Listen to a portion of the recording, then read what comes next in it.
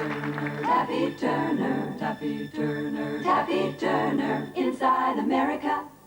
Hello, Ruby in London. This is Taffy Turner, Inside America. And as they say in America, que sera, sera, whatever will be, ours to see. Was Doris Day a psychic? I think not. I'm here in St. Louis, the gateway to the West in a veritable vortex of psychic activity. You know, there are more psychics per square foot in St. Louis than there are uncircumcised men in all of Israel. Surprising? Not really. You know, someone once said, to know the future is a terrible burden, and if so, let my back break. So join me now on my peek into the future. Oh, and by the way, I predict this will be a fascinating show. Let's go. I see a man around you, it's not for a while, about 5 or 6 years. And I can't get a description. I think that he's... Well, you know what? I think you're the type of person that doesn't care what a person looks like. He will have dark hair. I feel there'll be the letter M or Michael, or the sounding of that name, okay? Michael. So Michael, And Feichel, Teichel. He will be on the tall side. Oh, good, because I'm tall. He could be short, fat, bald, with no teeth, and you wouldn't care. His eyes are gray, Gray. and his hair is pepper and salt. An older man, you That's think? right. It's like white and gray, black. I see a belly, and I see a bald head, not unlike a Buddha. So get ready. 2 girls. 2 girls. Yep, 2 girls. Well, that'll be nice. I'd love to dress up a couple of little girls. Well, you'll have them. I see 2 kids, but one is not yours. Well, whose is it? Well, I think it might come in from another marriage or an adoption, or it could even be a dog. Now, Ethel Reed is a very unusual name. How did you get that name? Where's it from? Is it a family name? Well, Oh, Miss Burns. Well, my parents were actually, had met at one time Ethel Merman. oh, I see. And so she became a friend of our family. And so I was named after her. At times, I can feel her in me. I can feel her. She's passed on now. Yes. And I can feel her in me. And Could you call her? well, I really don't like to do that because Oh, it's not please. something that I call her. It's something that she embodies me. Right. And But we'd love to have her here and have her sing. I'll see what I can do. Okay, thank you so much. Ethel Merman, please come to us. There's no business like show business. Please come. Ethel Merman, please come. Ethel, please come. There's no business. I know everything about it is a Come. Please come. Ma! Hello, Taffy! You'll be swell! You'll be great! Gonna have the whole world on a plate! Starting here, starting now! Honey, everything's coming up roses! Oh. Now, just to get back to a question I asked you earlier, my future husband. Yeah. He's a dark-haired man who's tall? That's right. Do you have any eye coloring? Can you see any eye color? Brown. Brown eyes, Brown eyes. dark hair, Yep. tall. About 6 foot. 6 foot tall. All right. What's your name? Michael. Michael? Yes. How tall are you? I'm about 6 feet. 6 foot? And your name is Michael? Yes, it is. And how old are you? I'm 24 years old. You are? Yes. A little young, but what the heck? Okay. Michael, what if I were to tell you you're my future husband? I believe you. You would? Yes, I would. Oh, Let's how go. can you bear children? I certainly can. Oh, no, that's my job. Win. Okay. Well, it looks like Morris was right. I found my future husband, and his name is Michael. Thank you, Morris. It's good to see you. Well, much prettier than she is. Besides, she can't even do a show unless she's pregnant. Hello, Ruby in London. This is Taffy Turner, Inside America. I enjoy being a girl, and so do plenty of men. So grab a pair of pantyhose and walk this way. Taffy Turner, Taffy Turner, Taffy Turner, Taffy Turner, Taffy Turner, inside America. I guess it was Julie Andrews who said, raindrops on roses and whiskers on kittens. Okay, but But a nice evening gown on a man? Hold on. My yin and yang are bewitched, bothered, and bewildered because that dame is a dude and he looks fabulous. Surprising? Not really. Today we'll take a peek under the skirts of transvestitism and find out why more and more men are saying, I am woman, hear me roar. Shall we? Let's go. Girls, girls, girls. Girls, girls, girls. Well, yellow, red, black, or white. And a little bit of moonlight for this intercontinental romance. Well, I dress men who want to have their feminine side seen. And a slow dance. I'm interested in the feeling of a nice dress, you know, on my body. What do we do about the penis? We call him Mr. Happy. I'm sorry. And what do we do with Mr. Happy? Well, we can bind them in, we have special undergarments to help that. What do you mean bind it? So you bind it up. Yeah. That hurt? No. Listen to me, Jeannie. What exactly are we going to do for Chuck here? I like to start with the outfit and go from there. So first we've got to go get a dress. Is that what you're saying? Come on.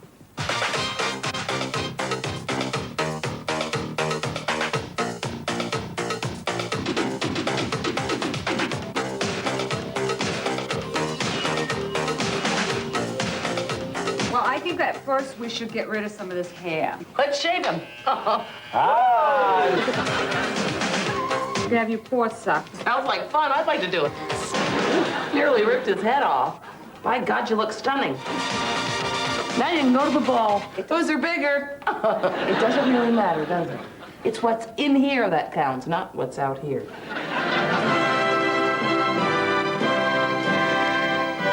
Sharing Chuck's joy in being a woman for the first time, I decided to talk to some men that had been women for a long time. Are there drag queens throughout the world? Yes, Taffy. Isn't it wonderful? Everywhere? A community of sisters that spans the globe. Oh, that's so exciting.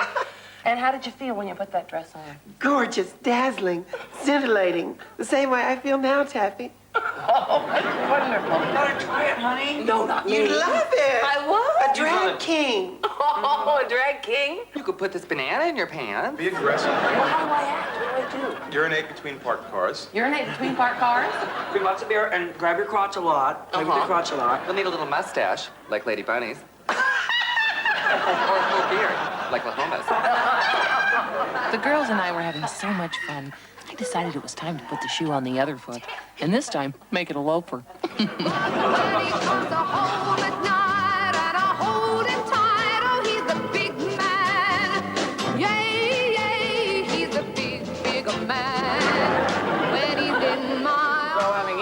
Bananas. The monkey says, I'm not a monkey, I'm your mother. Popular with the women, we seemed to understand each other. They were all so charming. I felt a fire deep within me. I'd say women are more of the nurture. But I was still a hit with the guys. Yo, dude. Then the unexpected happened. And it called for drastic action. I can't do this anymore. I just have to let you know that I'm a woman. What? In every sense of the word. I'm sorry. I just couldn't do it to you anymore. You're a woman? Yeah. Are you a lesbian? No, of course I'm not a lesbian. What a journey I've had. Man to man and back again. My head is spinning, yet I feel reborn. Wearing a sturdy pair of trousers and Y-fronts has made me realize we're all women deep inside, and men too. What's this war between the sexes stuff? We're all fighting ourselves. Remember, he ain't heavy, he's my brother. And my sister. This is Taffy Turner, Inside America, so you don't have to be. Bye-bye.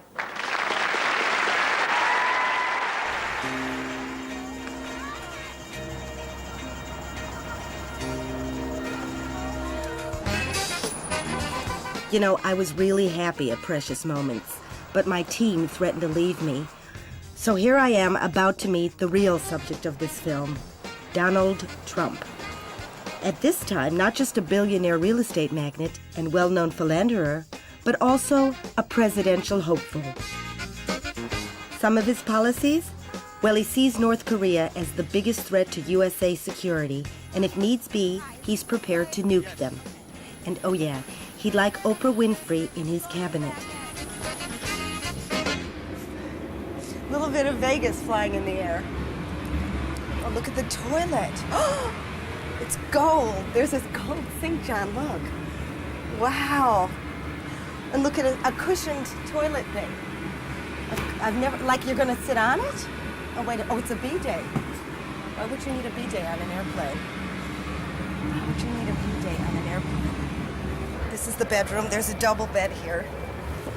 Very comfortable. And a double bed, I guess, for when he's entertaining royalty or politicians. You know, it's true that Donald has said if he does become president that he would be able to save the United States money because he would turn this into, he would use it for Air Force One. So I guess if he did declare war on someone, he would hide the missiles, I suppose, somewhere in these drawers, which is a good thing. I'm feeling much more secure. Am I sucked in enough? Because I know he likes them thin and young. I'm probably the oldest woman he's ever seen in his life.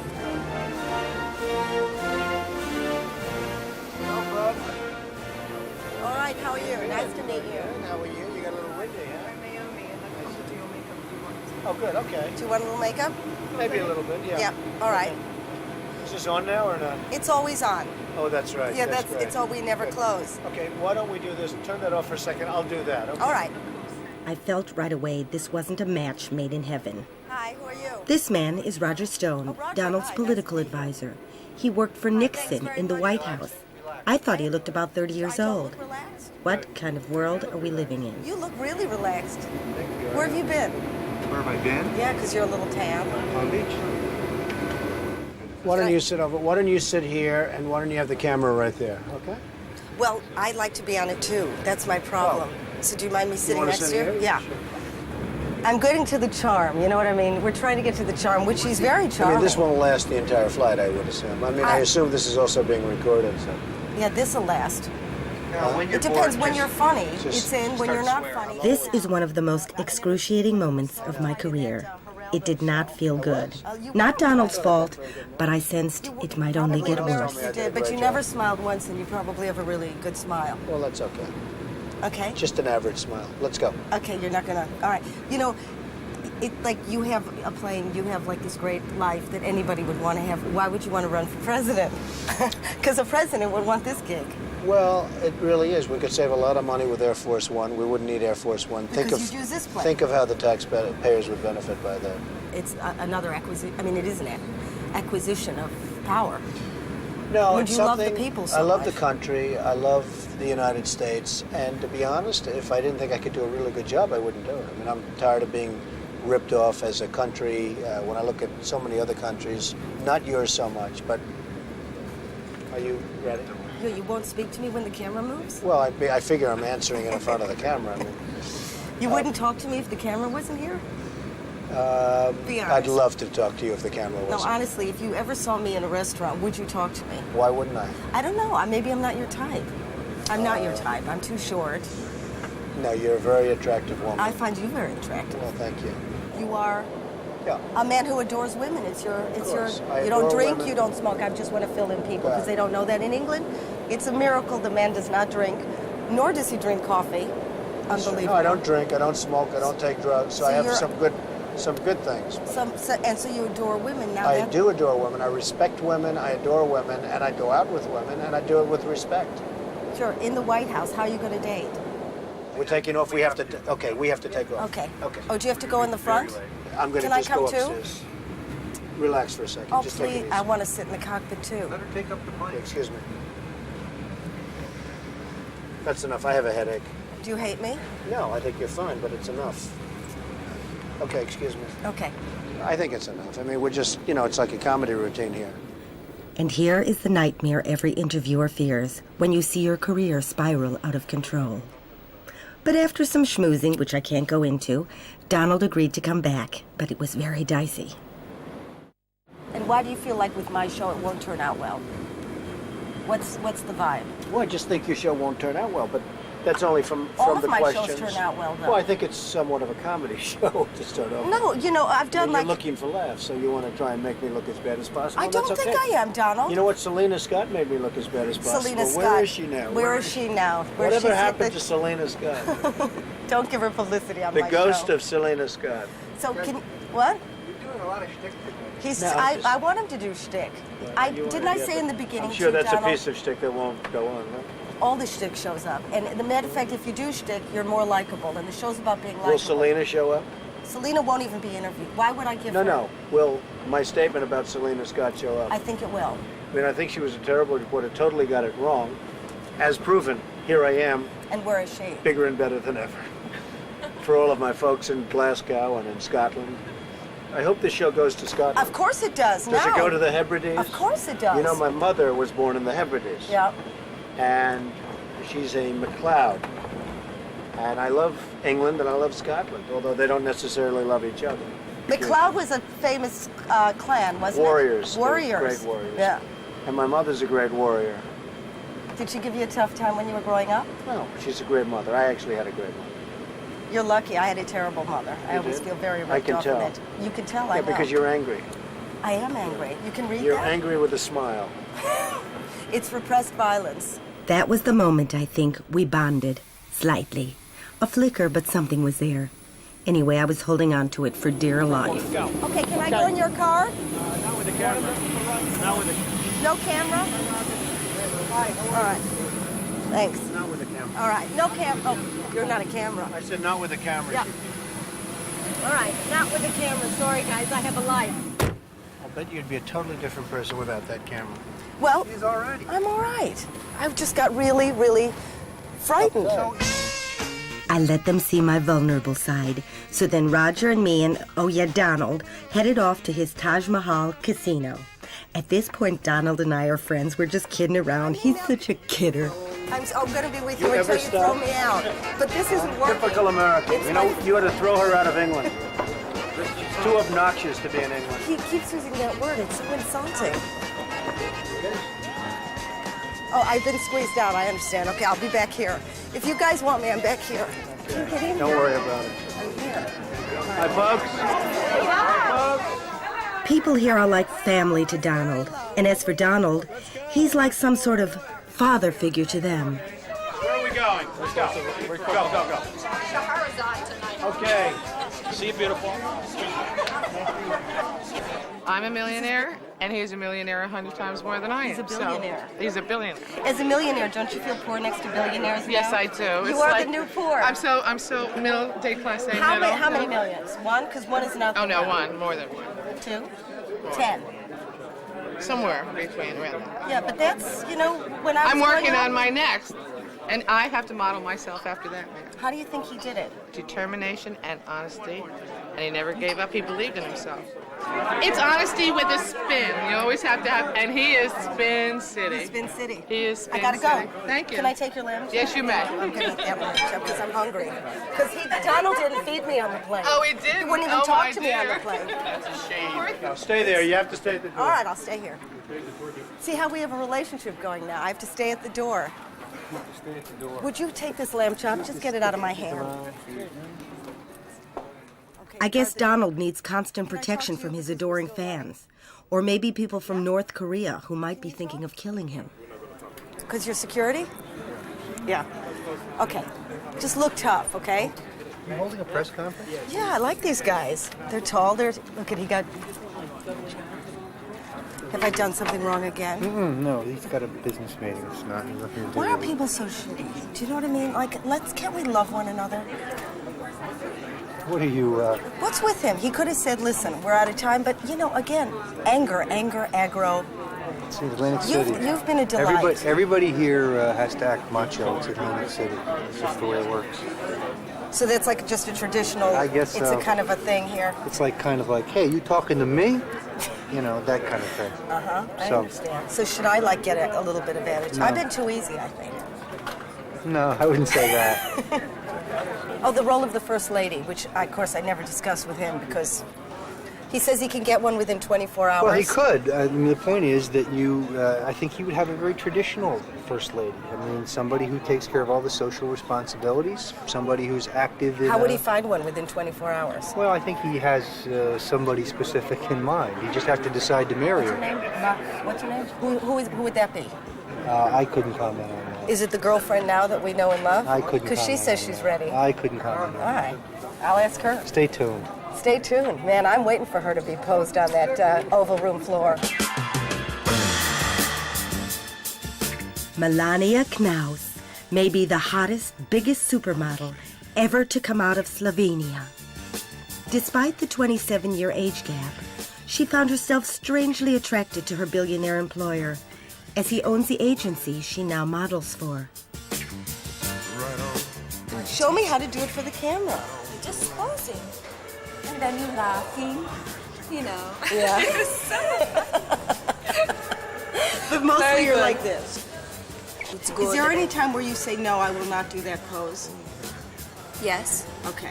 What was the pose? I don't want to tell you. Well, whisper and I'll tell it. I can. Well, I can imagine. There were some strange poses. Was it like this? I'll do it. I've always gone out with younger men. Did you always go out with older men?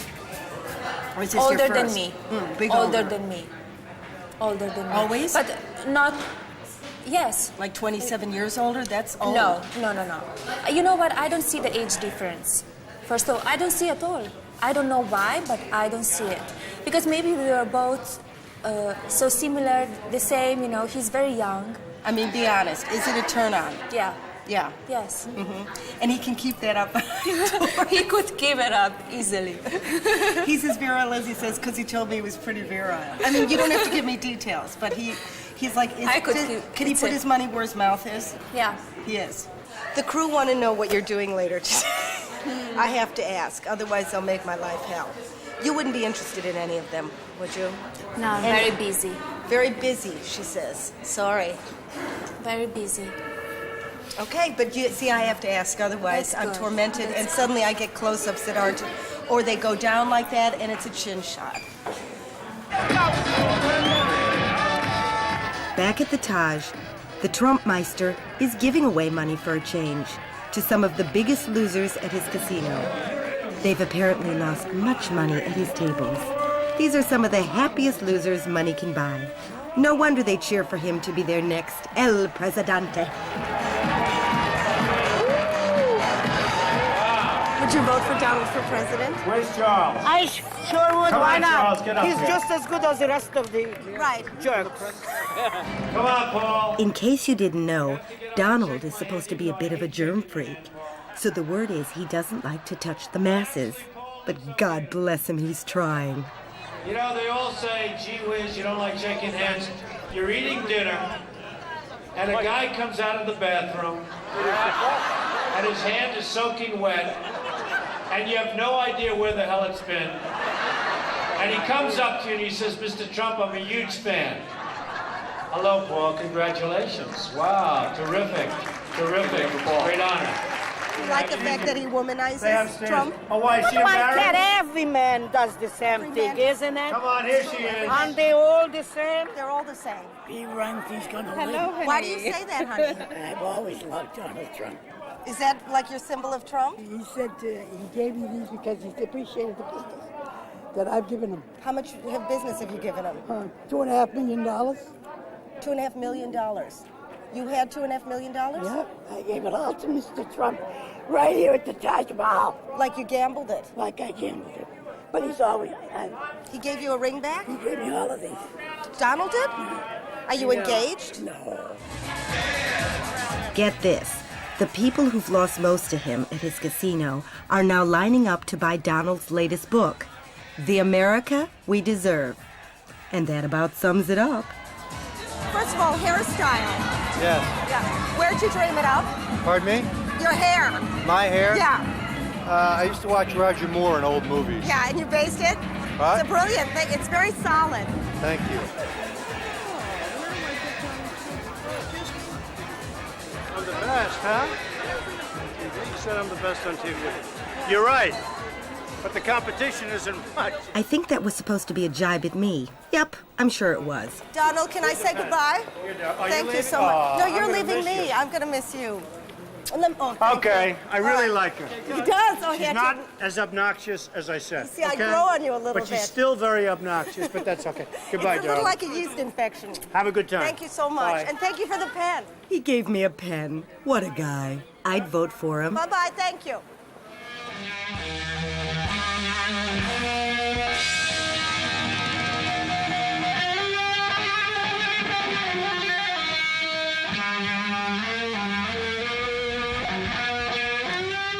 So we were in Branson, Missouri, and we stopped where they sell this in America, and there's a temple to it.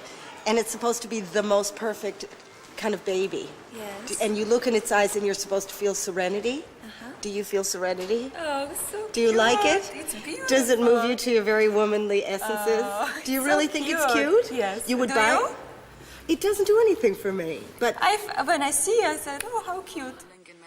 All about this idea of that there should be, I think, some movement to stop the use of the word crazy or associated words as terms of abuse.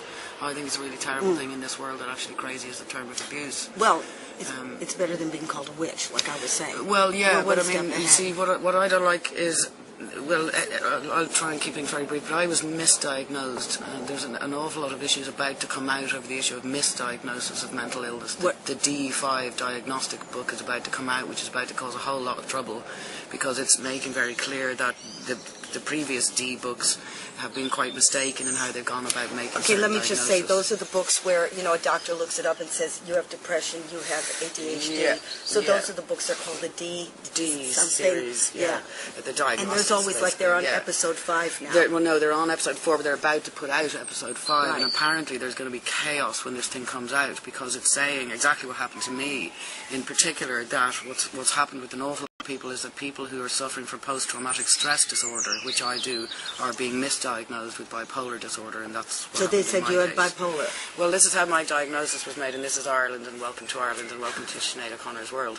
How my diagnosis was made was highly, very dodgy, right, where I had a baby. I had an affair with a married man, we sometimes do, and I had a baby, which I'm very happy about. At the time, the father didn't want to be involved with the child. He is now, thank God, and he's a lovely, lovely man. But at the time, he was adamant he wasn't going to be involved with the child, and I became very depressed about this. I also, at the time, I wasn't working, so I had been looking after the kids for a few years. I had, at that stage, 3 kids. I had no nanny or cleaner. Or That's nothing. I enough was to drive you full on. nuts. And I just became, after the child was about 5 months old, I was depressed postnatally, really, and I was exhausted and tired, and I was very, really, really terribly distressed that this man wasn't going to be in the child's life. And I felt somehow this was my fault, because I had been angry at him and all these kind of things, and so I just got terribly, terribly depressed, really, and in a way that I had never been depressed before. And I had issues with depression because I came from a very bad childhood, came from an extremely barbaric child abuse situation. So that's why I suffer from post-traumatic stress disorder. Twitch. But I... Always? Since you were a kid? Yes, yeah. But, in what way? Like if you hear something, usually certain people have things, certain smells, maybe things, just certain things can push that remind buttons. you. It wouldn't even necessarily remind you, but that you'd just be quite wounded and sore in certain areas and quite vulnerable in certain areas. Right. And certain types of people you might attract that you shouldn't, and the low self-esteem You can't get out of your little thing, the whole, rut. it can create kind of emotional. I suppose I would be somebody who over the years would have had emotional problems, not mental problems, but That is emotional. Mental, same thing. but it wasn't a chemical thing, if you understand what I mean, or if it was because it came. So what's the difference between post-traumatic stress disorder and then you're flipping into? To me, it's the same thing. But it is, except for that there's no need for someone who isn't suffering from bipolar disorder to be taking really heavy antipsychotic medication. So somebody said you had So this is what bipolar? happened to me is I went to the doctor after I got depressed there after the child and this, that and the other. I went to the doctor. I go to the doctor in Ireland, and it's because it's me, and I say, look, I'm feeling suicidal. I said, that's not me. And I said, I never feel like that. I don't, I know there's something wrong. And it was actually kind of funny. I laugh about it now, but when you're feeling kind of depressed, like I was looking at trees, and instead of a beautiful tree, I see something I could hang myself on. Do you know what I mean? Everything in the world became, No, I know. could I? You can only laugh with Which another is quite person who's funny, got it, actually. yeah. So I said this Cars to the doctor. take on a whole new meaning. Yeah. Like, can I get under that bonnet? Yeah. So I said this to the doctor. I said, trees have stopped looking pretty. Like, do you know what I mean? They look like something I can hang myself on. I said, this isn't me. It's not normal. I'm actually quite a funny, silly, happy person. Do you know what I mean? So in front of me, he rings the local nut house. Forgive me for calling it the nut house, but we can all share the joke. And in front of me, he says, I've got Sinead O Connor in my office. Now, remember, this is in Ireland where I'm a controversial kind of female because I'm not behaving apparently like an Irish female is supposed to behave. So I'm kind of threatening over the years, not meaning to be, but, you know, I'd be a controversial kind of character just because I'm not in the roles that Irish women are supposed to be in. I would say no. So, you know.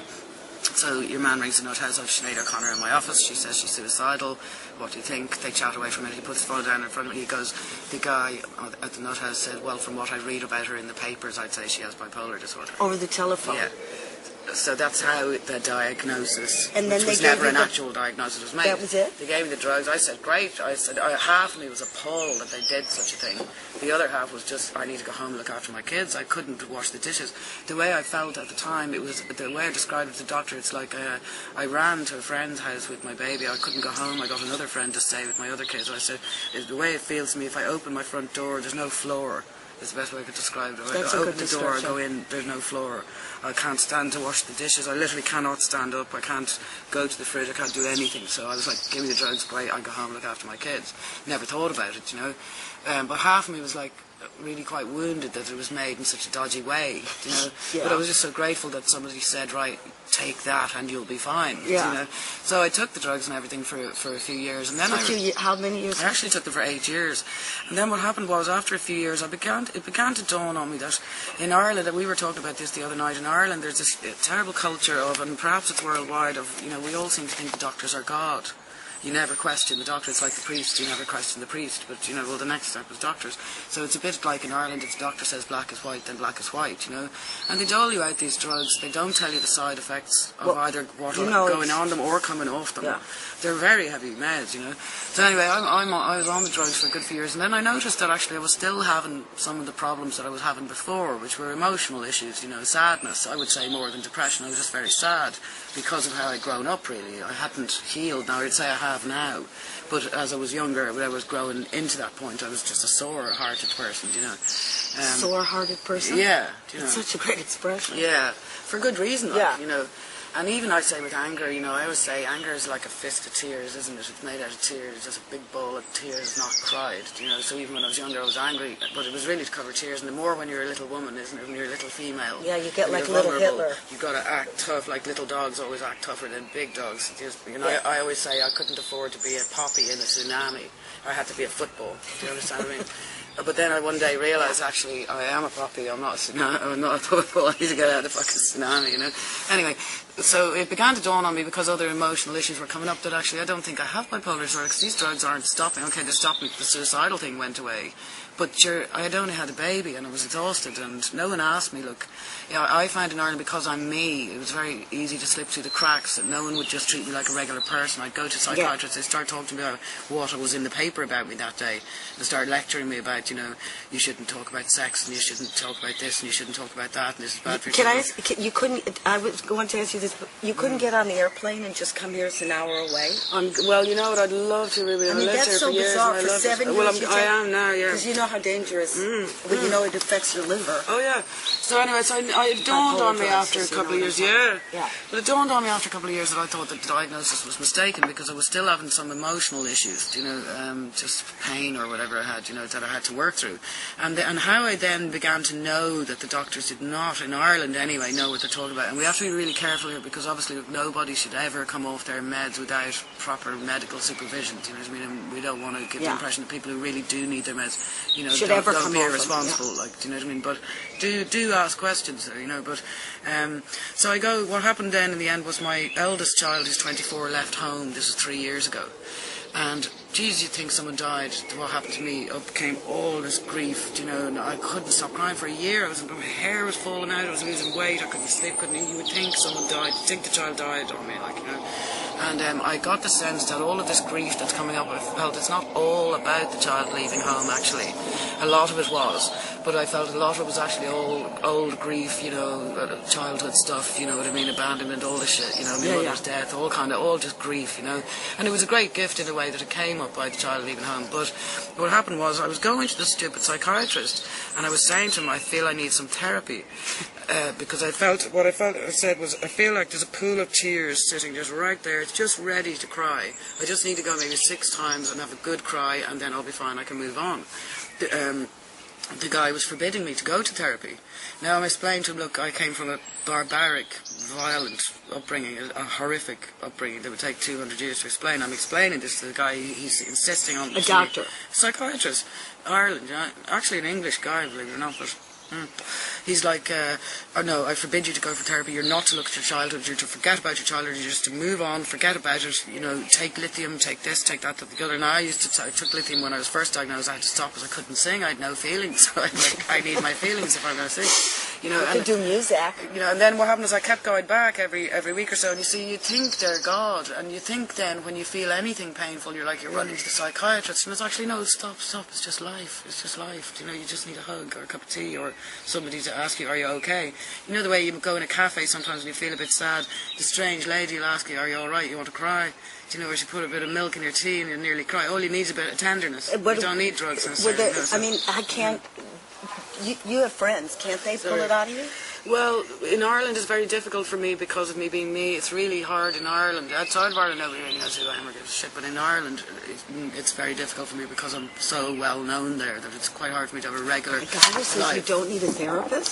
So anyway, and this is what happened. I keep going to this guy every time I'm freaking out. So my son leaves home, I'm in bits, and it keeps getting worse. I'm going to this guy, he's forbidding me to therapy, and then what begins to happen is something that never happened to me before. I began to get panic attacks. So it began with, I began to just feel a bit frightened. So there's all this grief, which I'm trying to get out. Your man's trying to block it in. I'm thinking, nah, this is wrong. And then I began to feel fear. So I go to him and I say, I'm feeling a bit frightened. I don't know what's going on. I really think I need to go to some therapy. I think I just need to cry. You know, I'm fine. It's not asking a lot. No. Yeah. And then I keep going. The fear gets bigger and bigger and bigger until it turns into panic attacks. I'm having 24-hour panic attacks. Literally. I've never had anything like it in my life. You know, literally I woke up in the morning, feel fine. Within 5 minutes up, my body would just come as terror. I couldn't move. I'd be like that for the day, terrified. Like, you know, it's stupid, like.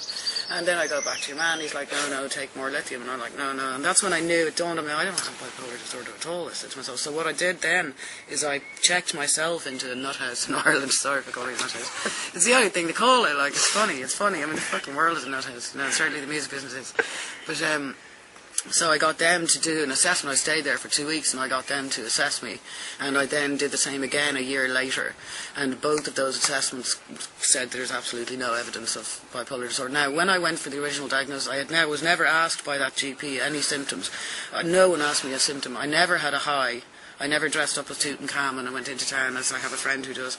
You know, I never had the sexual manics or the crazies or the highs or the up for days, or I only ever had the suicidal. And you stayed on it for 8 years? 8 freaking years. You know, you don't seem like a sucker to me, but I can't believe that somebody could keep you down for 8 years. Well, they did, because we're brought up to believe the doctors are God.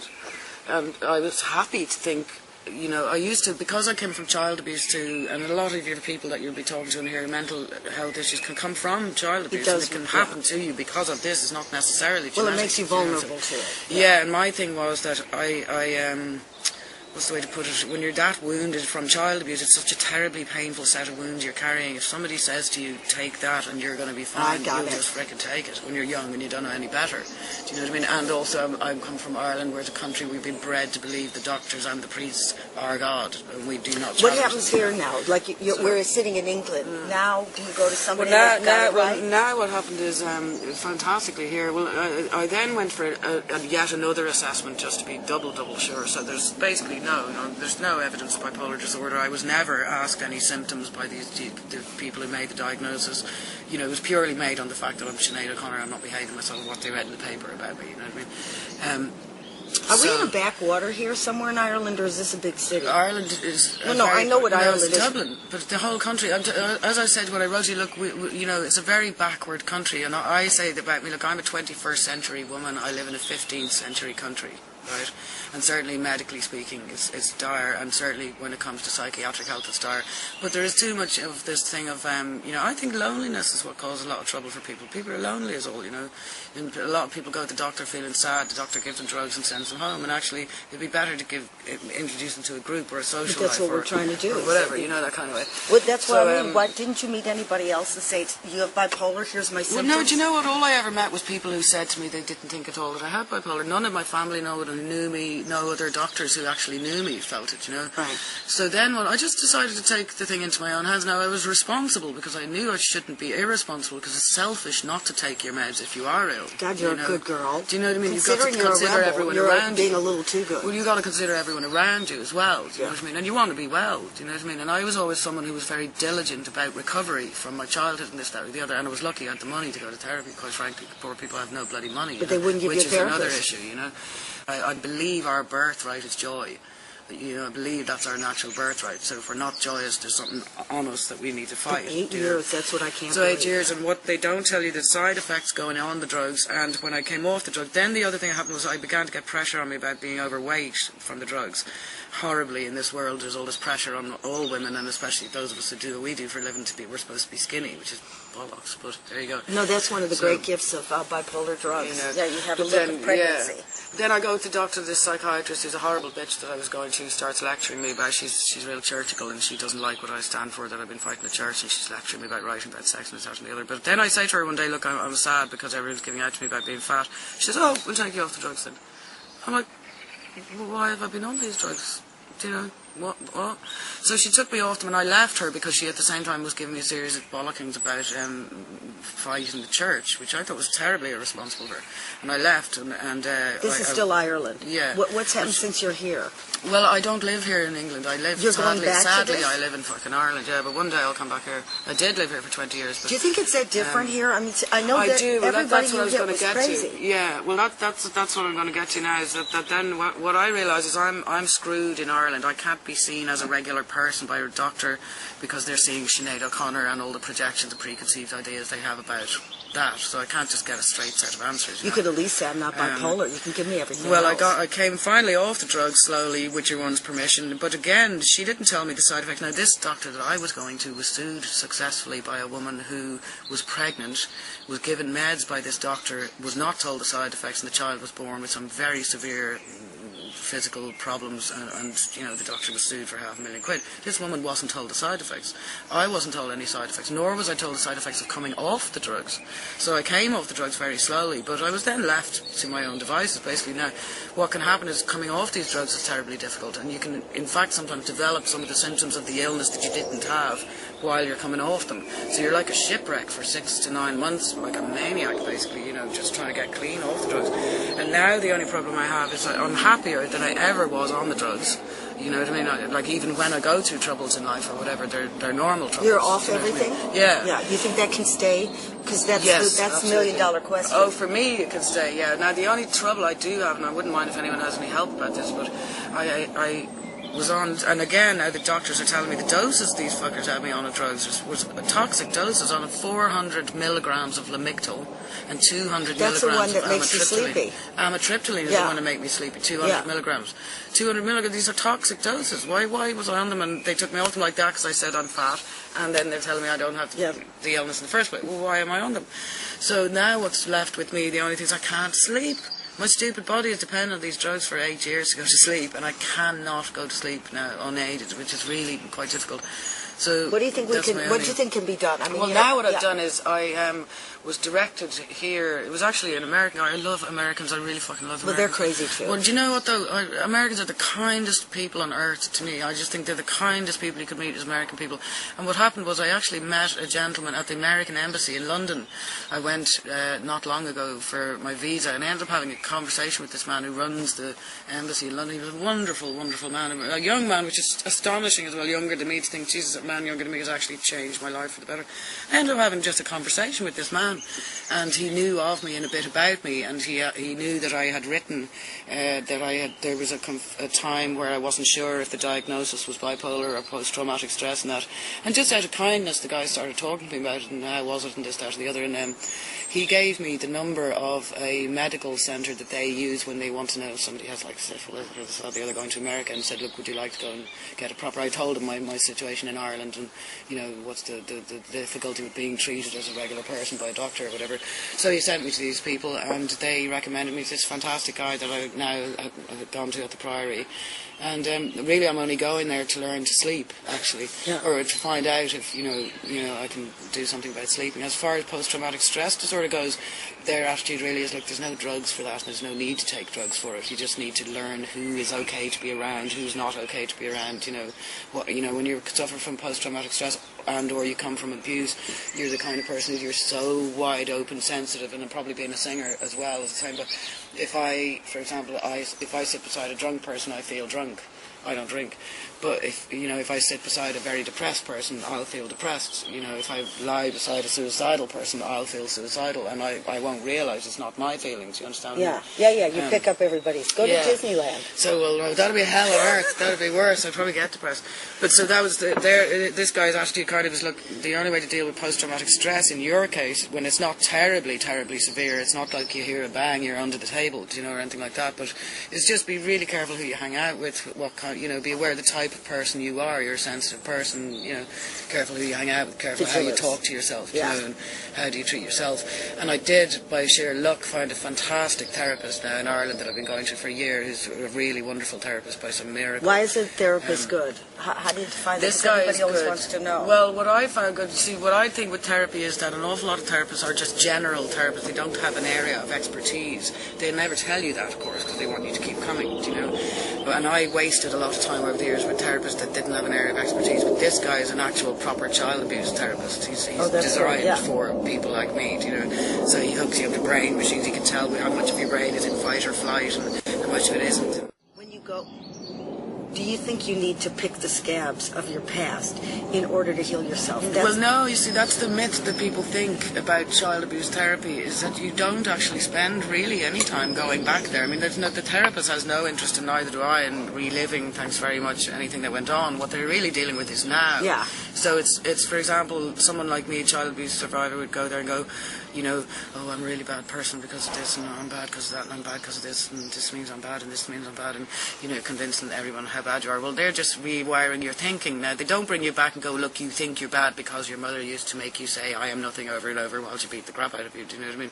That you don't have to go back and relive that, But it's just about reprogramming your thinking. So all this guy does is tell me what a wonderful, amazing person I am, and how it's great to be me, and how God made me exactly as I am, and I'm a 1 in a 400 million chance, and I'm just absolutely perfect and glorious exactly as I am. That's all they really should say. Yeah, so you should never actually come out of a therapist feeling like shit. That's what a lot of people say, saying, I've been with somebody for 2 years, and I'm still, and I go, get out of there. Well, this guy changed my life, and there's an awful lot of wankers, and I've gone to a lot of them and all, and it's a bit like every business, do you know what I mean? But this guy is just fantastic. So, like, with therapy, I would recommend you define your issue and find an expert in that issue, do you know what I mean? But also make sure there's a relationship, because if you don't like the guy, he's reshaping your brain to think it's your fault that you don't like him. Well, and also, for me, I find too that if you're a person who's at all spiritualized, you're better with a therapist who is also. An awful lot of interesting thing about therapy is the Freudians, for example, when they translated Freud's work, every time he used the word soul, they changed it to mind.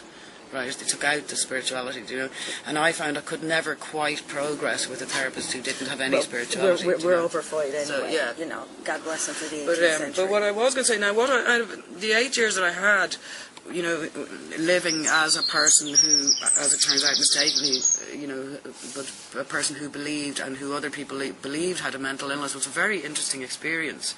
And I really feel very strongly out of it about this thing about, we should cease this thing of using crazy as a term of abuse. Because what I found was, and I know a lot of people, millions of people find this, if people think you have a mental illness, they take it as a license to dismiss everything you think, do, say, or feel. Because? Why do you Because think? you're mental.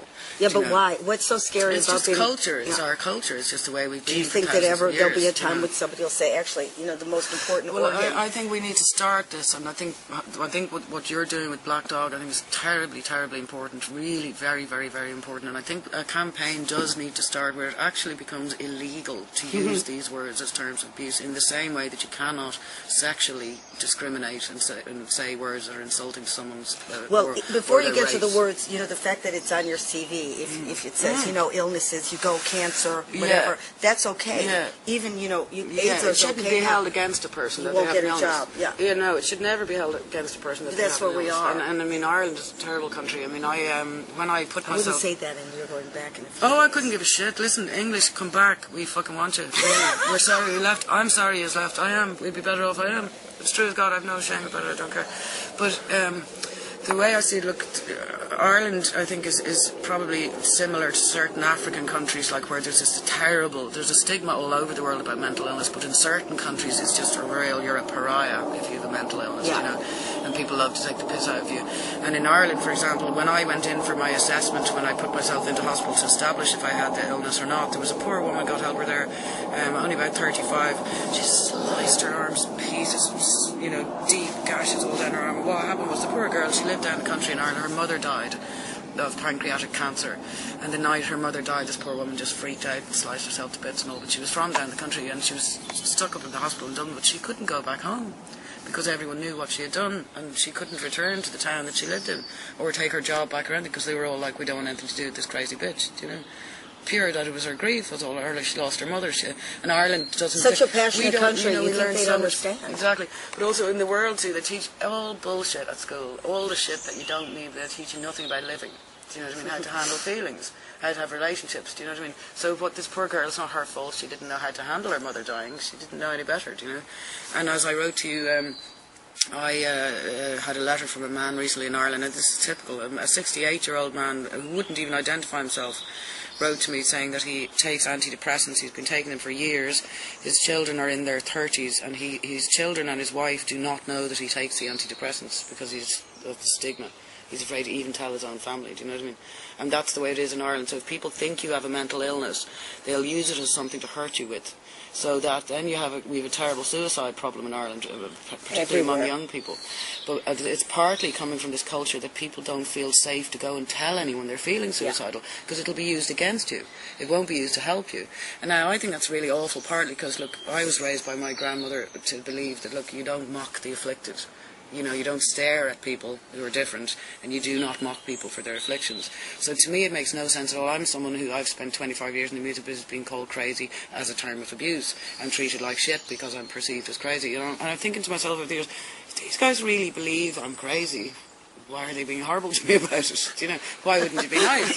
Do you know what I mean? Yeah. So, you know, I think something you would needs help to happen. a disabled person over a puddle. It's like, you know, so I think something needs to happen in the whole world really about, you know, look, hold on here a second, it's actually not okay to use crazy as a term of abuse or to use a person's mental illness against them as a way of dismissing the validity of what they think, do, say and feel. Do you know what I mean? And then it's about defining what the hell is crazy. Anyway, do you know what I mean? Well, I agree with you. The word depressed is actually only used in the English language. When somebody has what we call depression in India, it's a physical word. Yeah. It describes, because they don't understand mental and physical are the same thing. Spiritual and emotional. You know, your hair gets depressed when you have an illness, doesn't it? Yes. Your body, your skin is different, but depressed means, oh, I'm sad because, you know, I lost my, you know, whatever. But see, I think too, look, we're in a whole lot of crime. I mean, we could talk for 100 years here, obviously, look, but there is a certain aspect of all of this that I think the spirituality actually comes into it, because you've got, look, I think God didn't make more than one of us for nothing, right? Well, we're put on this earth to love each other and care about each other and keep each other company. I think it's a mistake we live in houses, quite frankly. Do you know what I mean? We're lonely, everyone's lonely, which makes no sense at all. So then, you know, you've got spiritual problems which are causing, for example, you know, I don't know, say that girl that was in the hospital, her mother died and she chopped up her arms. Now, I mean, she has a spiritual problem. It's not particularly a mental problem or a mental illness. Do you know what I mean? She needs some help and some love and some caring. Does. Do you know what I mean? Exactly. But there's an aspect. I'm not talking about religion or God or any of these things, but I think it's a mistake that we live in this world where there's sometimes just no reference to our spiritual condition. And is there any way in which we can heal our emotions through really engaging ourselves spiritually and healing our spirit? Well, if you think saying mental is embarrassing, spiritual is really awful. Well, isn't that hilarious to me? I think it's hilarious that the proof that religion has failed is that people think you're mad if you believe in God. I think that's hilarious. You know what I mean? It's hilarious. But I think, like, say, in America, for example, if someone asked me recently, I was doing an an interview for a gay magazine. They were saying the kids there are bullying each other. You know, kids are killing themselves because the young kids are coming out and their friends are bullying them. And I was thinking to myself, it's a mistake that they have they took God out of the schools altogether. But they should have just a spiritual time or something, because there's no conscience, no moral conscience. There's no one thinking, well, I better not steal that chocolate bar. Or emotional intelligence. Let's but just even think about that. But that translates into this psychiatric world and this world of mental illness. Is it really mental illness, or are you upset, or are you a bit spiritually upset? Do you need a snuggle? Do you know what I mean? Or yes, you might have a proper mental illness, do you know? But there's an awful lot of us actually who we don't have a mental illness. We've been labelled and misdiagnosed. Mm-hmm. But in fact, you know, it's possibly because there are all these other arenas that are not open yet, you know, that could help people. And there'll be a time when they'll crack your skull open. They'll be able to say neuron 5,000,047 is actually out of whack. And if somebody discriminates against you then, you know, it's like holding up a broken pipe. You go, wait a minute, something was wrong. Yeah, but you're right. I mean, it's terrible that it shouldn't be on your CV. It shouldn't be held against you. So when I do the march, you will be in the march? Oh, I will, absolutely. Okay, absolutely. I thought we could borrow the clothes from the gay parade because they've put it away. Yeah, let's not wear any. Some of their rainbows. Yeah, exactly. And some sparklers. Exactly. But I really do believe it would be good to start this movement about banning the use of these words as terms of abuse, because it doesn't help. And then you've got to think of your younger people, do you know what I mean? And you do have your young teenagers and this, that and the other trying to deal with I think for me, it's the first thing is saying this thing really exists. Then we'll worry about the linguistics. Yeah, it's to which say thing exists. That seriously, mental illness isn't just, you know, because it's not your imagining. Yeah, I'm thinking it's actually like having, you know, we had a woman in the audience who had cancer and depression, and we said, which one's worse? And she said, the depression, because with my cancer, everybody can see I'm ill. Yes. So, you know, let's live in a world where we got this right. Because the agony of depression is just as agonizing as having a leg removed. Yeah, but also, like I say, I found that, and I'm sure an awful lot of people have found this, that if I, for example, often, you know, I find myself in a situation because of what I do for a living where I'm with someone who's actually really disrespecting me. And I would calmly say, actually, this is not acceptable the way you're speaking to me, and, you know, this isn't acceptable at all. And then they go, oh, you're just being mental, why don't you go to your psychiatrist? You're just in a mood, you know, that way. And that was, no, I don't. But I think that's the experience of quite a lot of people, that if people think you have a mental illness, or if you do, they use it as something actually to hurt you with. Do you know what I mean? And they can disrespect you, and when you stand up for yourself, even gently, they'll just disrespect you and go, oh, you're just mental. Do you know, that kind of way? So it's like... But you're like the girl in the playground who's been tortured by it, you know? It's like somebody got you with a brand. I did find... And I don't think it's Irish. No, there's something about you that makes people want to go like this, and I don't know what it is. Well, it is Ireland, definitely, but partly it is. And then, you're too sassy for this world. Possibly, I don't know. Well, no, I think it's turning around now. Outside of Ireland, I get treated very respectfully, and even when people critique things, they actually do it in a way that's not abusive. Yeah. I don't mind when I'm in England. Would you just leave? You can bring all your kids. I can't, because there's fathers of kids, you know, they need to see their dads. Well, you put them on an airplane. It's only, how many dads are we talking? You can get them on, you can do a package deal on a plane. I'd love to, but like my daughter's 16, all her friends are there, you know, that kind of way. I'm going to get myself a room here, I think. Yeah. But what I find outside of Ireland is fantastic. Like even in England, like, okay, they'll write, you know, yeah, she's crazy, just that, you know, but they say the same stuff, but in a way it doesn't hurt. I can go, yeah, that's fair enough. Yeah. And then they go, yeah, but who cares? Her record is great. Do you know what I mean? So that's kind of somebody in the audience the other night at the gig went, who cares? She's fucking crazy. She's a genius. You know, that's so flattering. Like that. You should get a T-shirt. Yeah, exactly. I'm crazy, but I'm also a genius. Exactly. That's not a bad piece of marketing. Well, some psychiatrist years ago said to me, you know, sanity is only insanity put to good use. You know, which I think makes a lot of sense. You know. Was he Irish? No, he was American. Well, you're in the wrong place at the wrong time. Yeah. But yeah, it does exist, mental illness, obviously, but also there exists, and I do think it's important, it's misdiagnosing of people. Yeah. You know. Look, it's not like when you open it up, there's jars of soup, and we're either tomato or, you know, chicken noodle. Yeah. So it's a whole potpourri of what's wrong, but it certainly isn't because you're acting wacky. Yeah, or because you're just a crazy bitch, or a moody woman. You decided to have a crew cut at age 15. Yeah, or that you're just a moody woman. that is nuts. When you're a woman as well, people do a lot of this, oh, you're just a moody woman stuff. Do you know what I mean? Yeah. You're not supposed to stand up for yourself and all this. I wish I saw your gig on Saturday. Oh, yeah.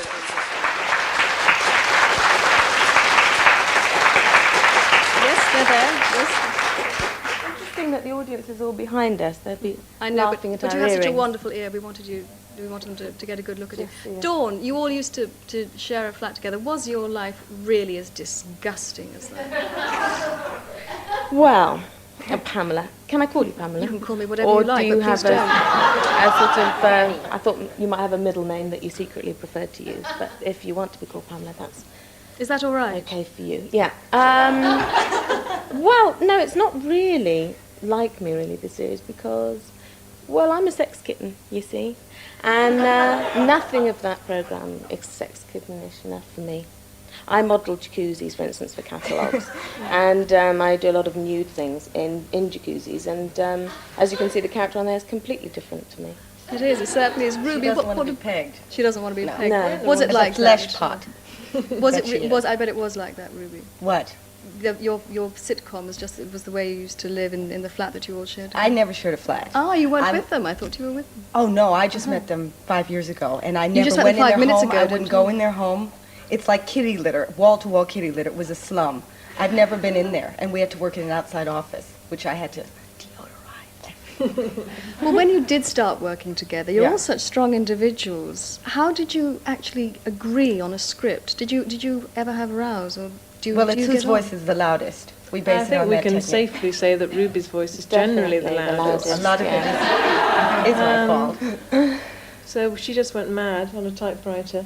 And I then go we to a handed it frenzy in with a lot of and rehearsed it saliva, and naturally. there's the show. And that's why we went on the studio floor with a lot of scripts that said, Amanda now says, "Gzbgzbgn." And those were my lines because Ruby had typed the scripts.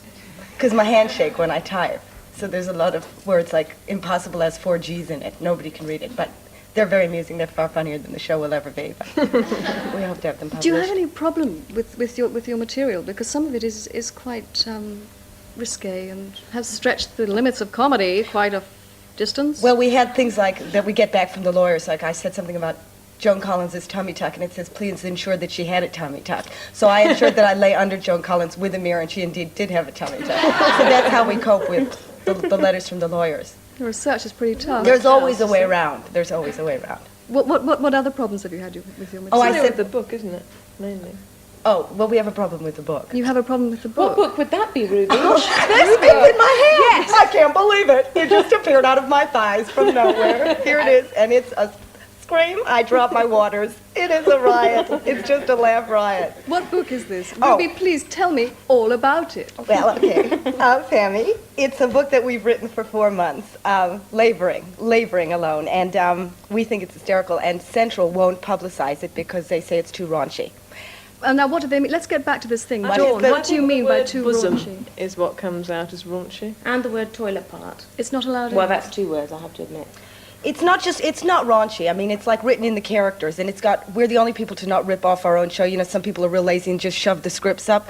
We wrote it from the character's point of view and went a little bit further. Dawn dresses as a Playboy bunny and investigates the Playboy Club, and I think it's that photo that stopped them advertising because nobody will eat again when they see this. So in fact, Nobody will eat there again. really are Dawn still with a bunny frontiers fan. that probably need to be pushed, do you think? What? There probably really are frontiers that need to be pushed in that case. Well, it's not, see, we're not being smutty, like, just sticking up a nasty word like the men do. I think we're being real, for the first time women are saying these things. There's like the things that we normally see on the Tampax box, are now being published with sort of, thoughts about what these things mean. Did you have to say that, box? Did you have to say She that gets word? upset when I say that. Box. But I think it's just because the first time anybody's seen it and we're being funny about it that everybody's so upset about it. Whereas the men were so sick of hearing these jokes, like toilet room jokes, that like people are just, they're advertised all over television. So it's just the fact that we're girlies that I think everybody's upset. Do you think that's the problem with the show scripts as well? Really? Often if there was a word that girls use all the time, and it would suddenly come up in a script, and you get, no, you can't say that, you can't say that. Like, and it's like gusset. That was like gusset. Gusset was a word we weren't allowed to use. I mean, which we is snuck ridiculous. it in. We snuck it in. We said it 40 times. We knew we were on. We said it backwards. We said it in Russian. One way or another. We held it up with a mirror. Yes. I mean, a lot of the stuff we do Well, is you're very clearly childish. very humour, successful at getting words in all over the place, not just in your shows, but in this show too. Thanks very much for joining us this afternoon. Thank you very much. Tomorrow, in the EastEnders and antiques expert Tony Curtis will there, and I'll be finding out about how the GI father, who we reunited with his daughter last week, has been getting on. I do hope.